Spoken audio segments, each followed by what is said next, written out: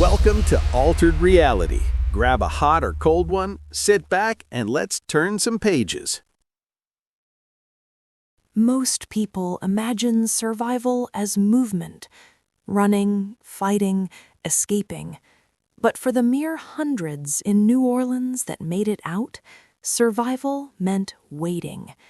Waiting inside rooms that weren't meant to hold people this long. Today, I am joined by a survivor who spent nearly 30 hours in New Orleans' 27th precinct, one of 3 designated safehouses during the New Orleans incident. And unfortunately, only 2 of the designated safehouses managed to outlast the dead that accosted them. But I digress. Your name, sir? My name is Timothy Bayless. And what can you tell me about life in a safe house in the middle of a zombie outbreak? I guess I should start with the food. Or rather, what they considered food. They handed us MREs like they were gold. At first, we joked about it, trading snacks, fighting over the candy. But after the 3rd or 4th MRE, nobody laughed. Everything tasted like cardboard and regret. You ate because not eating felt worse. Someone tried heating one with a candle and nearly burned the place down. They banned cooking after that. Phones worked, sometimes. 1 bar, then none. Texts went through hours late, if at all. I left my mom 12 voicemails, never heard back. Some people stopped trying. Others stared at their phones for hours, just waiting to see a single bar. The silence was louder than the screaming outside. At least you knew what was happening to them. Us, however, despite being in the relative safety of the police station, were quietly fighting our own battles in our heads.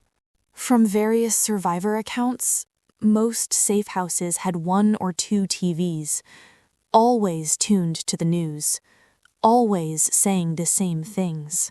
Yeah, the fucking news kept saying it was contained, kept saying it was a riot, civil unrest.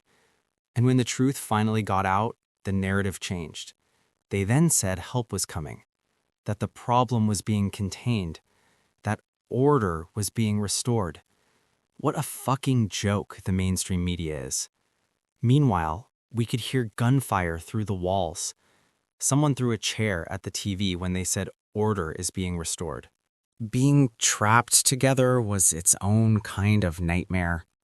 People argued about everything. And not just religion and politics. They argued over food, space, clothes, you name it, and they turned it into an issue. Someone tried to form a committee. Someone else tried to overthrow it. There was always that one guy who said, I could make it outside. None of them ever came back. Day and night, you could hear them, the dead, scraping, moaning, sometimes running. We taped over the windows. Didn't matter. You could feel them out there, like the city was breathing wrong. Once, something slammed against the door so hard the hinges bent. Nobody slept after that. The worst part wasn't hunger or fear. It was not knowing.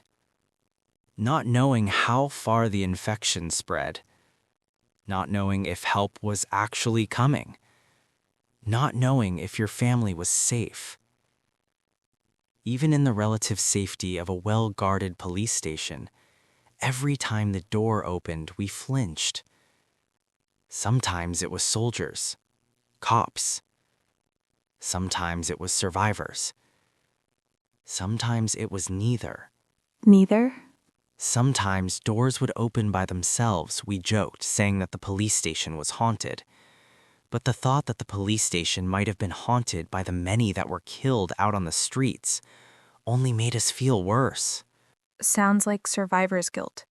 Probably.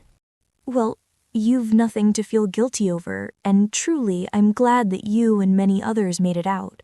Thank you. I honestly appreciate hearing that. Of course. And I have to ask, Did I meet the bachelor party? No, but I did hear stories from some of the people they saved. Oh, such as? That would require its own interview session, and I got a flight that leaves in 3 hours. But I will say this, they are real. The stories about them, at least the ones you've most likely heard, don't cover everything. Wow. Is there a time we can schedule another? No, reliving that nightmare one more time was good enough for me, but I can give you a name. Sure, go ahead. Hana Trung. Who's she? I'm not sure if she was his girlfriend, wife, or whatever, but she was with him, aiding him in his battle against the dead. She went on to become some sort of famous cosplayer. I'm sure you could look her up. I see. And who is this gentleman you're speaking of? One of the Bachelor Party 12. Sanchez was his name. Don't remember his first name. Thank you for the info, Mr. Bayless. And thank you for your time. Thank you. The safe houses weren't sanctuaries. They were pauses. Moments where people held their breath while the city decided who it would let live. Outside, monsters roamed. Inside, people learned what waiting does to the human mind. And sometimes, waiting was the bravest thing anyone could do. You don't survive the apocalypse alone. You survive it together, or not at all. Update. As of this recording, I have successfully managed to track down not one, but 2 survivors that have both met and aided the Bachelor Party 12 in their endeavors against the undead. Hana Trung and another woman named Amber Bennett. This should be one of my most exciting interviews yet, until my next entry. Well, all right. I hope you enjoyed this episode of An Altered Reality. We'll bring you 2 episodes a week. And if you would like to support the channel so that even more episodes can be brought out, you can visit our Patreon or purchase merch from our affiliate store, Kali Ninja Designs. Until the next story,